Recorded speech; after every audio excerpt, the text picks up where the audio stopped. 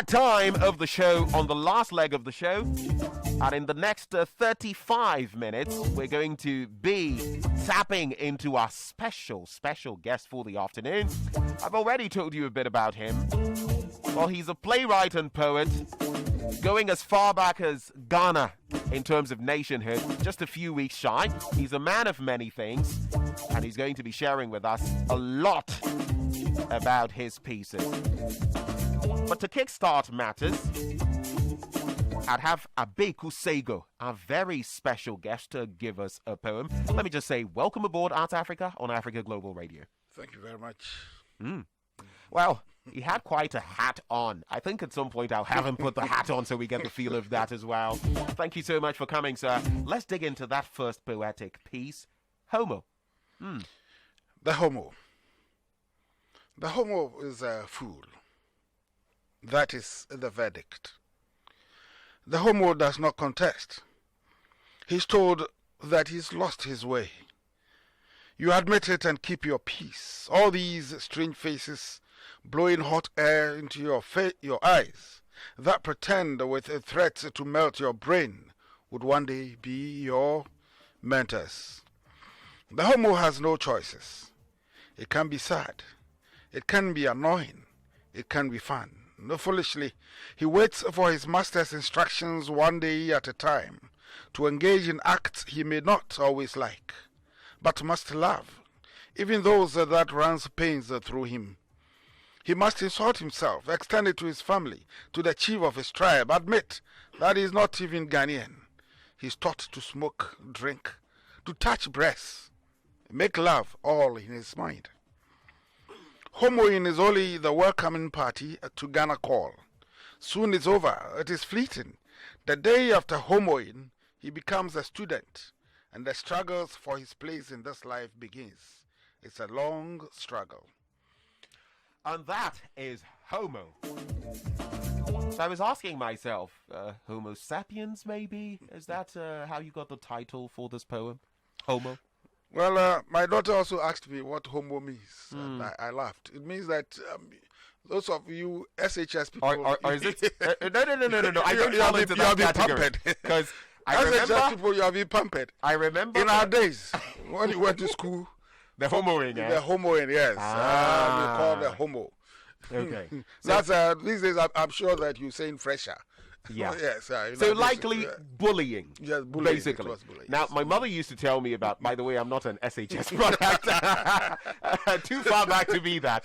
But I have indeed been told about homoing. And it still goes on, of course, in different shapes and forms. But you talk in this piece about this human being who is a fool, and that is the verdict. Of course, when you go fresh, you're considered a minnow. You know nothing, tabula rasa, and you can be. You just take it stride. You told anything, and you just say yes in here. You take it in your stride. Take it in your stride, sir. You contest, you are in serious trouble. It's crazy. I mean, now this is bringing back memories from boarding school, especially in the boarding school. This was very prevalent. But when you talk about Ghana Call, what is that about? Coining this Ghana Call is Ghana National College, Cape Coast. So it's a shortened form. Is that how you still call it? Was it something? Still Ghana Call, yes.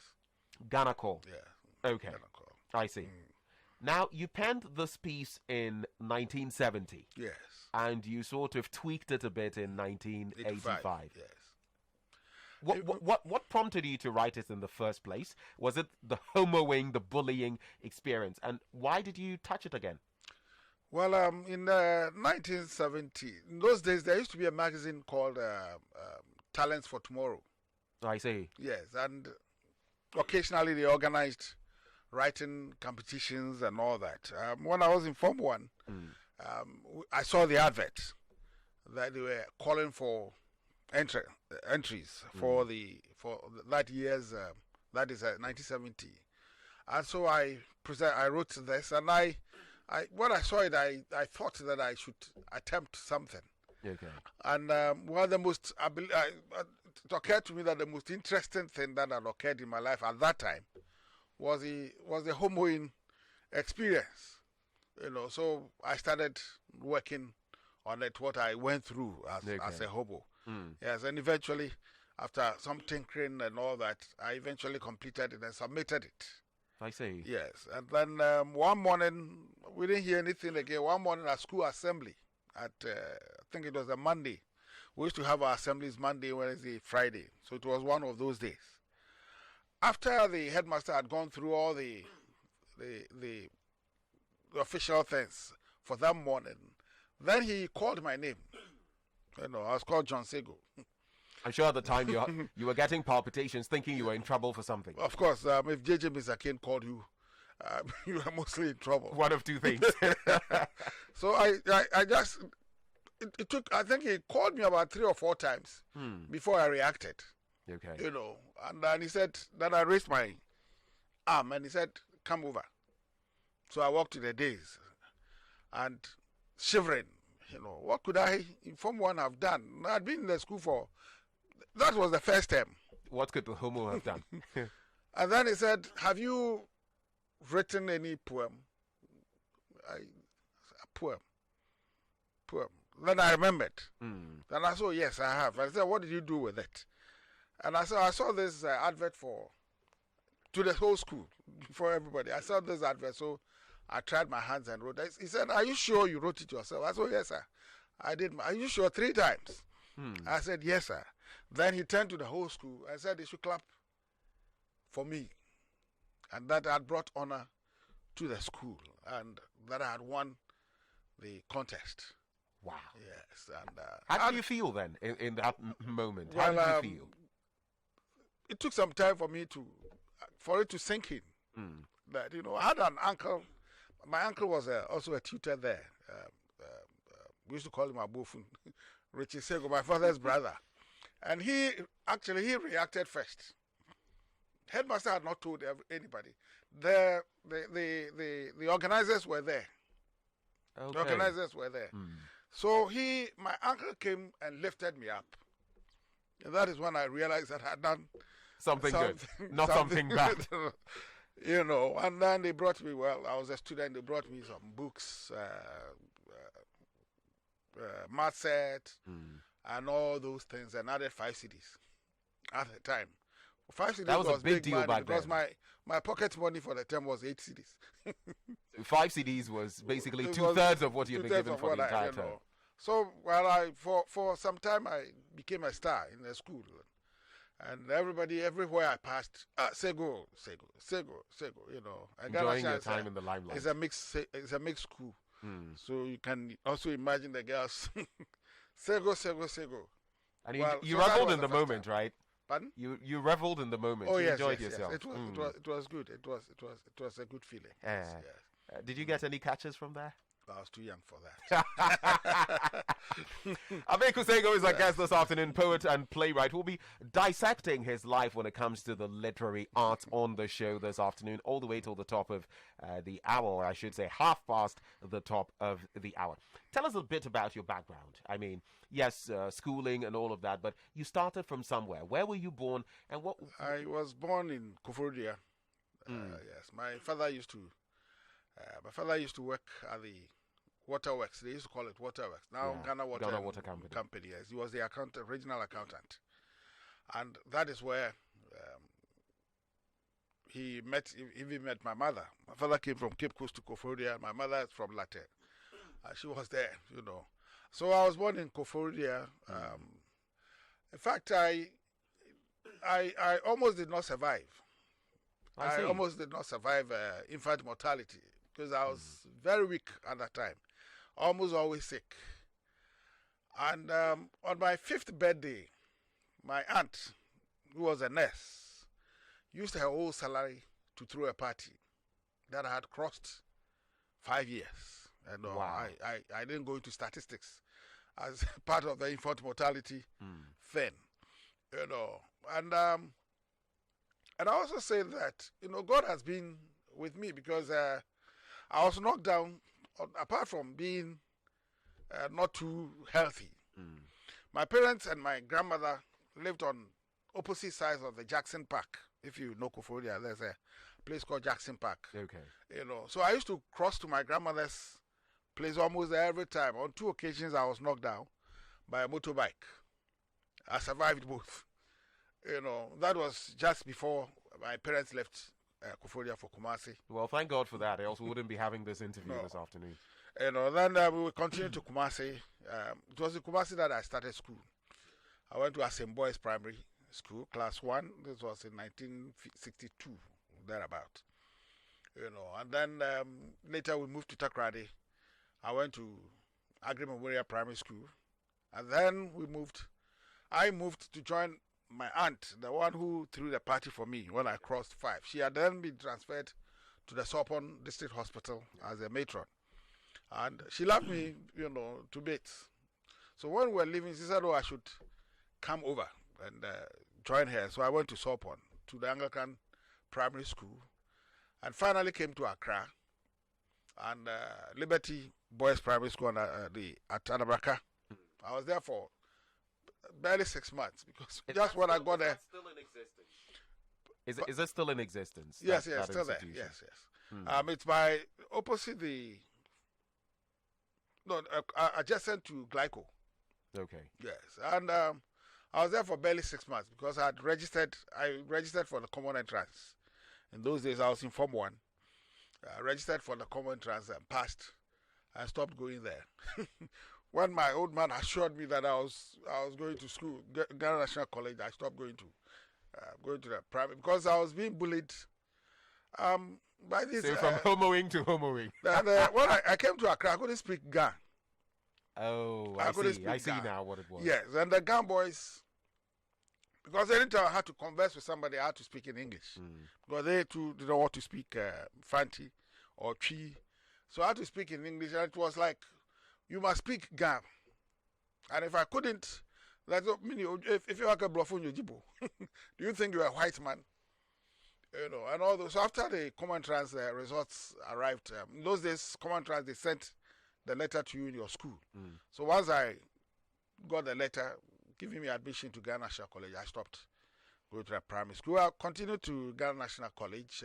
I was there for only 1 year. I wasn't very healthy again, So almost every time I was coming back to Accra, coming to see the doctor at Kolebu, I was coming. So I was missing. What was it about? What was it about, though? Was there anything that the doctors told you or told your parents was the matter, or was it just that? Well, my parents couldn't know. Honestly, I have never known. My father, I was never told what, but I had to come regularly for checkups. Okay. X-ray. And this and that, So I was always missing, losing out on the school program. So eventually, my father decided that I should come to Accra, and so I came to Wesley Grammar School. Okay. Yes, we were in Dansuman, so I went to Wesley Grammar. So you did Wesley Grammar, and then you proceeded to the University of Ghana. Yes. After Wesley Grammar, I worked. I worked at Volta River Authority. Yes, the VRA. VRA for some time. I was in the library. And then after 1-2 years, it was decided that I should go and pursue the course in librarianship. Okay. Yes. Is that what took you to the U.S.? That's what took me to Legon first. Okay. Yes, that's what took me to Legon first. But when I came back, so I was on study leave. When I came back, I had then gotten deeply engaged in the arts. I started the arts. I was acting, I was writing, and all that. Did you have any training in acting and writing before? Now now we have the Creative Writing Academy. People can hone their skills there. But did you have any such training before delving into? I didn't initially. I did when I went to the U.S. I attended workshops and all those in the U.S. But before I started writing here, I hadn't, apart from English literature and English language in school. So I came back to VRA, and then one morning, my boss came in, and so I was almost every now and then I was asking for excuse, so one morning my boss called me, and put it to me that if I was interested in my concert business, that is exactly the words he used. Either you choose between your concert business or the VRA work. The following morning, I gave him my resignation letter. Wow, that swiftly? Yes. You had made the decision where you wanted to go. To go and continue with my concert How easy or difficult was it for you to arrive at that decision? Because these are bread and butter issues as well. Yes. How were you hoping to sustain yourself even as you pursued the arts? Well, it wasn't too. I didn't think deeply about it. I mean, I believe that I was emotional. It was an emotional decision I took.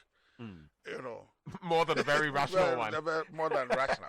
So I left VRA.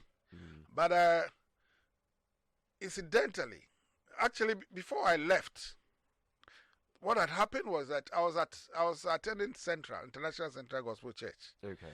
Yes, I was their youth leader. I was their PRO. I was their projects manager and all that.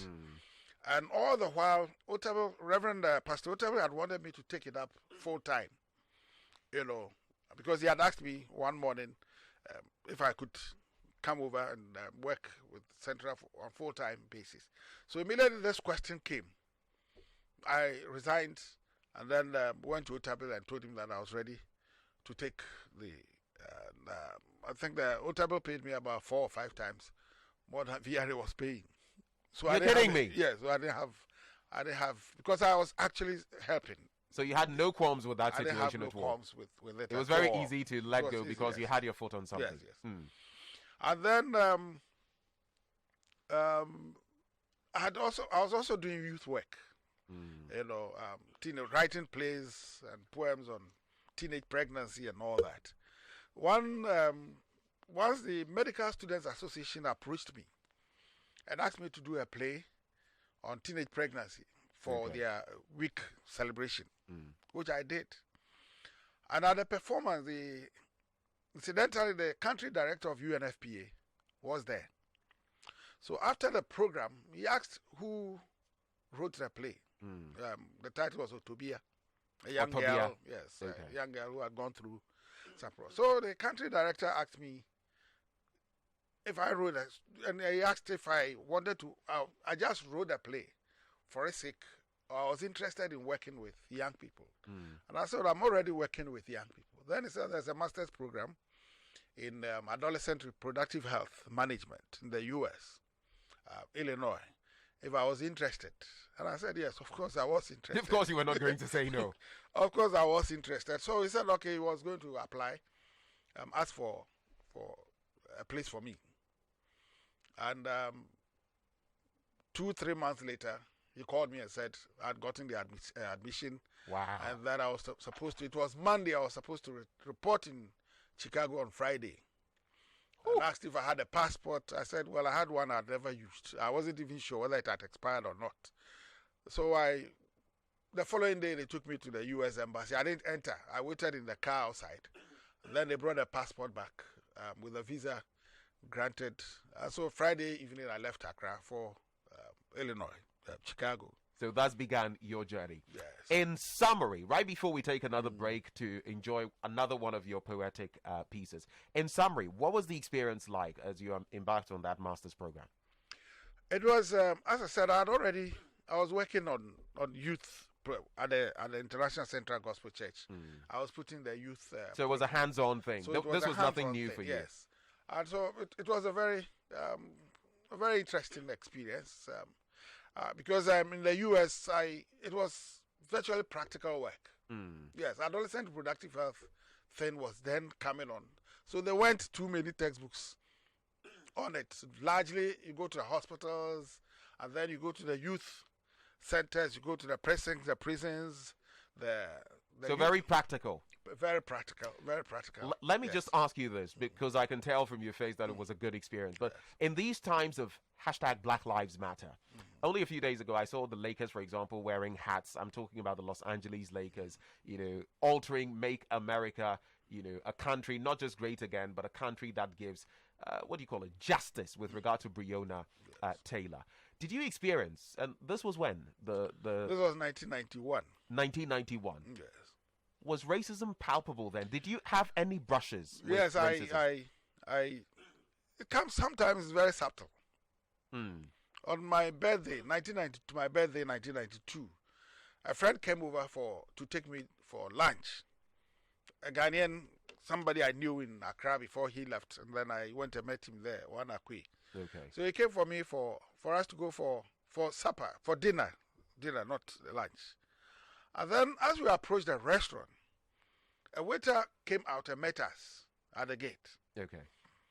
And asked if we were coming for dinner. We said yes, we were coming to. Then he said, oh, we should wait. So he went. Initially, I thought that probably he was going to scout around for an empty seat table for us. Then he came back with a card and asked us to choose what we wanted. Again, well, I wasn't used to these things. So again, I looked through and indicated what I want, waiting for him to usher us in, only for him to bring it out, packed. And I said, why? We're coming to sit down. Then he said, oh, he's sorry. Then I looked through the glass, the pane. Okay. I saw plenty empty tables. And that was when it hit you. But significantly, everybody in there was white. Then, so I asked him, is it because we're blacks that he does not want us to come and sit down? Then he blushed, the whole face turned red. So I asked Akwe to let's leave. So we didn't collect the. And this is just as recently as 1992. 92, yes. So we walked away. You know. Wow. It was late, you know, around once in, as I say, Chicago is the most segregated city in the U.S. The second occasion was when I went to watch a play one night. I went to the theater. On my way back, I went to watch Cats. On my way back, I was alone. You know, I decided to walk from the theater to my place. As I walked there, a police car came along, slowly, initially behind me, and then came up to me, and they stopped and asked me to come over. So I went. Then he asked me where I was going. I told him where I was going. He said I should jump into the vehicle. I said, jump into the police vehicle? For what? He said, you sit in. So I entered. Then he took me straight to where I had said I was going, the address. It was a hotel. So he went in there. It was locked because we were late. It was around 1 a.m. He knocked on the gate. The security man came out. And then he told me that there was somebody in the car who says he's lodging in this hotel. So I came out. When I opened the door, they asked me to sit down.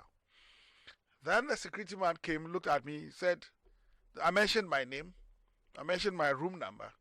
So he went in, checked, and realized my key was in there. Then he came back and said, oh, it's true that I'm lodging. Then they said, okay, I can come out. But before I left, then the policeman called me and said, I shouldn't take it in bad faith, that where I was an all-white area. And that me, a black man, walking alone at that time of the night was suspicious. Was suspicious well, and dangerous. Quite some experience in there. I guess we've all had brushes with these. But let's enjoy another one of your poems. How about I Speak to a Nation?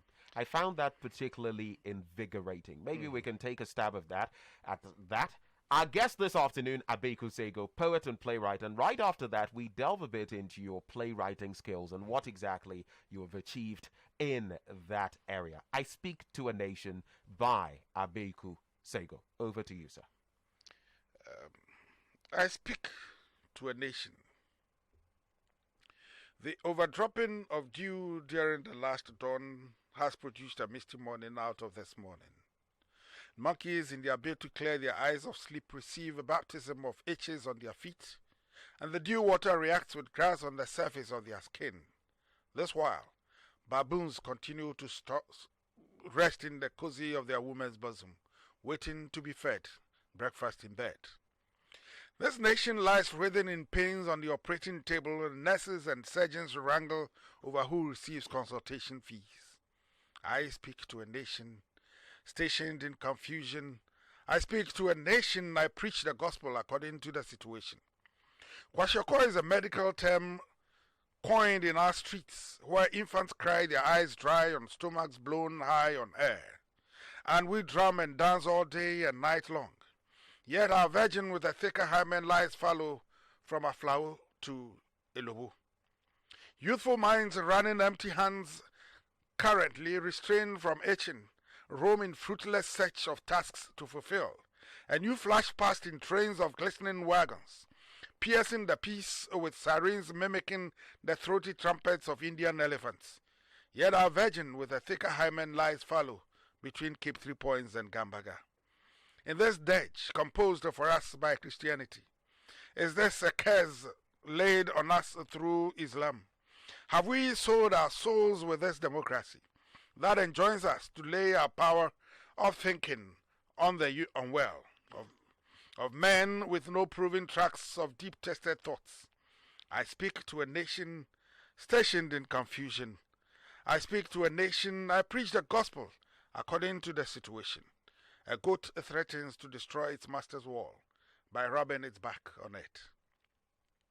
This poem was written in 1981. When Hillary Liman's administration, and there was so much confusion all over. Nurses were on strike, teachers were on strike, everybody was on strike. And that is when I wrote this poem. But this poem got me into trouble in 1985. GBC used to have GTV had a program. It was a cultural program, a magazine program, and I hosted it for some time. On one of those editions, that is when we didn't have enough. There was a problem. I mean, the choir from Action Chapel was there. I mean, came on it, and their leader, he died recently. He was with this radio station. Come on, there's Gold something, Men's Gold Media. A xylophone. He was. He died recently. He was the conductor of the Action Church Chapel, and apparently while he was directing, he was looking at the monitor in the studio. Some shots that he expected did not come, so he got angry, and the director cut short their performance. So we had about 10 minutes short, and I decided to fill the gap with this poem. Yeah, as a host. So the poem that came off my mind was "I Speak to a Nation." So it was recorded on Sunday, and it was recorded on Friday and shown on Sunday. Who exactly heard Showcase. It, and how did it get you into trouble? Yes, the program was Variety Showcase. That was the last time Variety Showcase was aired on GTV. But after that, they cancelled it. What? Because the following morning... Do you suspect, though, before you go on, do you suspect it was because of this poem? It was the poem, yes. I'm narrating there. Wow. It's a poem. The following morning, it was shown on Sunday. It was aired on Sunday. The following morning, I was home when the director for GTV asked me to come over. The late Gatitego was then the director for TV. So I went when he saw me, Abeiku, so I said, then he said the poem you presented the poem "I Speak to a Nation." I said, oh yes. I said, what castle? I said, I'm sure that gave you palpitations. And then there was a military vehicle waiting, a Pinswa waiting at GTV. The producer of the program, the late Sesi Gajipo, had already been picked up. He was at the castle. Okay. So it was your turn now? Yeah, it was my turn. So I went, they directed me to chairman's office, the corridor in front of us. I saw Sesi sitting down on a bench. When you speak of chairman, you speak There's of... only one chairman. Former President Rawlings? I see. So Sesi was sitting there. And I said, Sesi, what's the problem? He said, the poem, "I Speak to a Nation." So I sat down by Sesi. And I got there around 9:30. We sat there. Nobody talked to us. People just came past. We sat there till about 9:30 p.m. When, by the grace of God, a minister, well, those days they call them secretaries, a secretary who admired me so much was coming to chairman and saw me sitting there. That was the first time he was seeing me live. I mean, it was on TV. So when he saw me, he said, what are you doing here? I said, they said we should come and see chairman. I said, for what? So he got scared. He said, for what? I said, they say I've read a poem on TV yesterday, and for which they wanted to see us, me and the producer. So he went in. And then about 10 minutes later, he came back. I said, do you have a copy of the poem? And I said, it's home. When I was called, I wasn't told anything about the poem. I was just asked to come over. So I didn't know why I'd been invited. He said, can you go and bring it? Then there was curfew at 11 o'clock. He said, can you go and bring it? I said, well, if I can get a vehicle, I can go and bring it. So he called a driver and a sergeant and asked him to take me home to go and bring something. So he took me home. I picked it. My luck was that it was a cousin of mine who typed it, and she was a stenographer secretary to a professional typist. When she typed, she dated it. Okay. The date on which she typed it. So that was what saved you. That was what saved me. It was there, I think sometime in June 1981. So I came back, and then he came out and asked for it. He said, have you brought that? I picked my whole file, the file of all my poems. So I gave it to him that this is the one I speak to a nation. Then he looked at it and saw the date. Because I told him that I typed this before, I wrote this before Rollins came, you guys came to office. So he smiled. Then he went inside and came back shortly thereafter and said, we can go home. And I said, it's late. So the curfew is almost some few minutes from now. Yeah. So he said, oh, no, that shouldn't be a problem. Then as we were leaving, I called him and said, what's up? We have been sitting here since morning. We haven't eaten anything. you had the temerity to say that. I've been sitting here since 9. It's almost 11 p.m. We haven't taken anything. You're a brave man. So he You're called one brave man. So he called the driver, told the driver that he should take us to the canteen for them to get us something to eat and then take us home. You know. Wow. So it was the date. That was the episode. Yes. I just want to reflect on those words again right before we talk about your plays. I speak to a nation stationed in confusion. I speak to a nation, preach the gospel according to the situation. Yes. No mincing words. No. A goat threatens to destroy its master's wall by rubbing its back on it. against it. Yes. So I was even talking to those who were going on strike. Everybody said, I'm not going to work and all that. They thought they were destroying Ghana. Or they thought they were destroying Le Mans, Ghana, you know. Wow. And Atukokai loved this poem to bits. Oh, wow. Yes. Wow. And almost at every program that somebody had to read a poem, he would call me to come and read. I speak to Anish. Bless his soul. Yes. Let's use the last few minutes of the show to talk about your playwriting achievements. You've already started talking about it because you spoke about the doctors inviting you to put together that piece, which later on also got you that, master's degree abroad and all of that. But I note that in 1980, you wrote your first major play, Son of the Thunder God. Yes. And much later, you were even winning awards with playwriting, specifically on comedy. Tell us a bit about the terrain and what you really did when it comes to playwriting. Yes, I think I wrote my first play, serious play, in 1978. That is what won me the radio playwriting contest. And then I wrote, that was a 25 minutes thing. And then later I wrote Son of the Thunder God. And got the students of Wesley Grammar School to perform it. And we took it around. Indeed, then it also won the first Ghana Association of Writers Award in Playwriting. Oh, I see. At the very first awards. Yes. At the very, very first awards. And then the comedy, this was Hand of God. Two guys, and that is what got the Secretary of State that I mentioned. That is what won him, his love for me. There were only two of us. And we did a whole lot of things.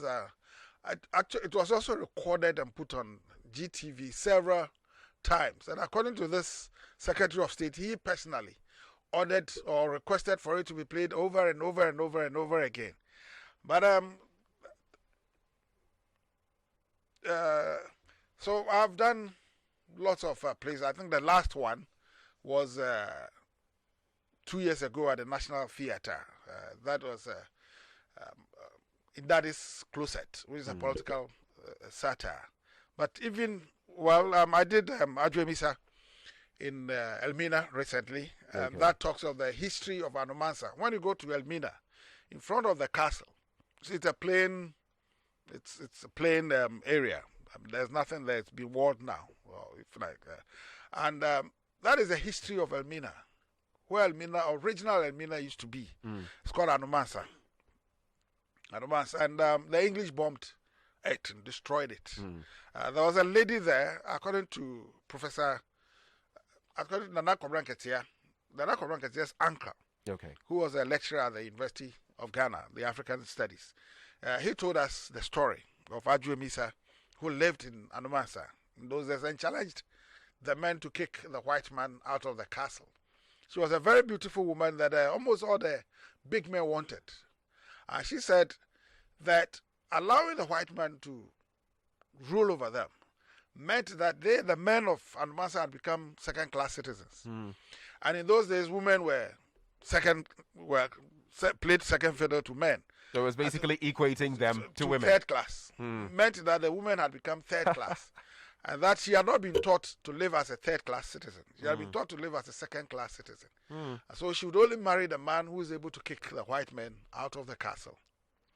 Well, it didn't end well for her, because the king's nephew, who was known to be the guy who would take over from the king, proposed to her, and she insulted him, called him a fool in public. The guy could not stand it and committed suicide. So the youth insisted that Adwemisa must also die, and she also committed suicide. Well, not too long after that, the English bombed Anomansa to the ground.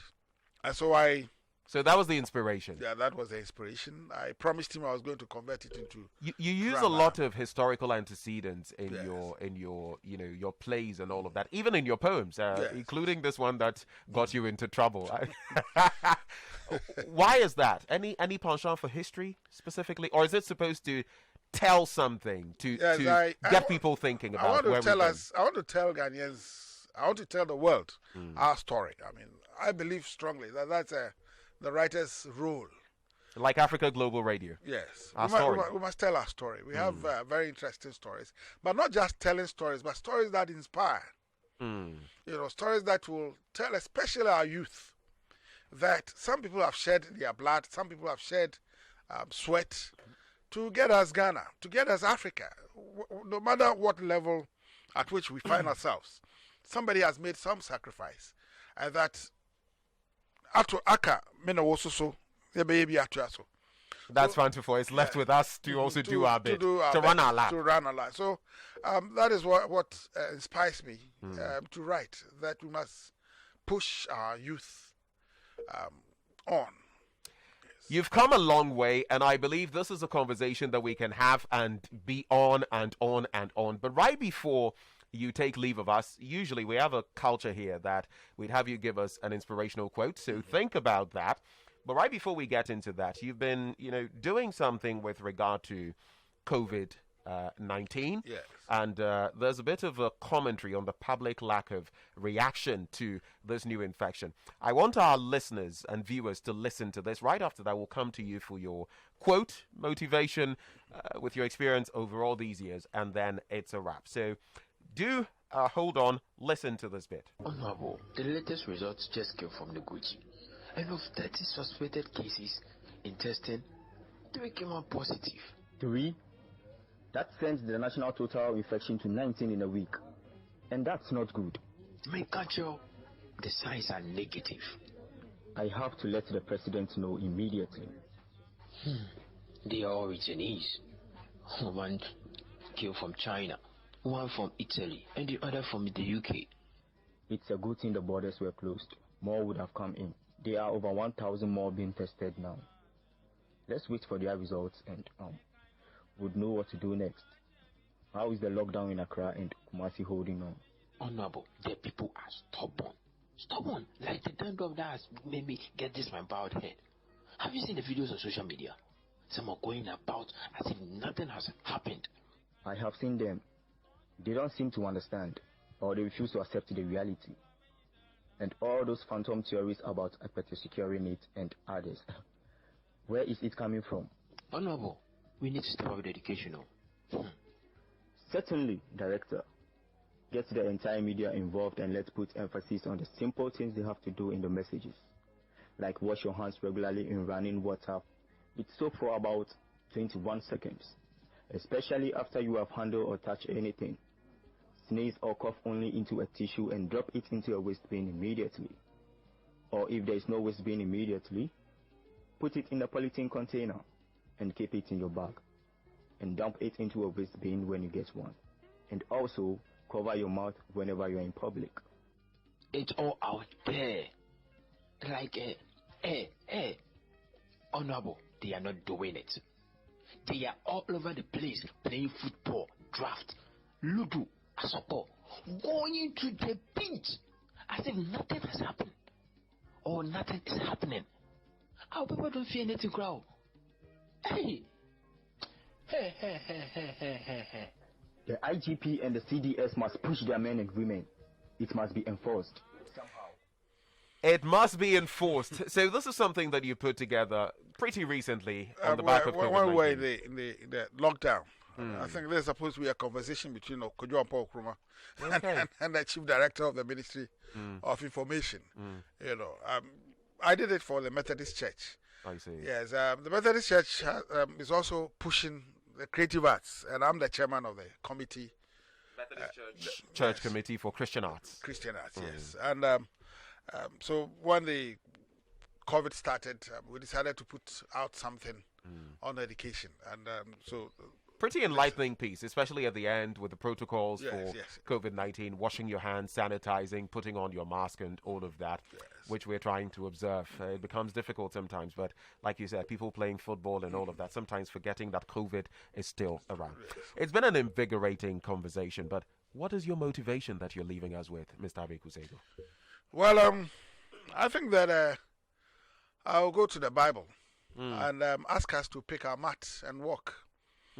Yes, there was this guy at Bethsaida by the pool, and he had been there for 39 years. And he said that any time the angel came to ruffle the water, before he could jump into it, somebody had crossed him. And that is precisely what we're doing in Africa. We're still blaming the colonialism for our shortfalls, our woes and where we are now. I think that we've been here for too long. Ghana, 63 years, just like me. I mean, I was born, you mentioned it, I was born 8 days after independence. Yeah. Yes, we've been here for too long, always finding excuses for our inability to move forward. And I think that it's time for us to lift our mat, to pick up our mat and walk like Jesus told the crippled. You know, so yes, we must move.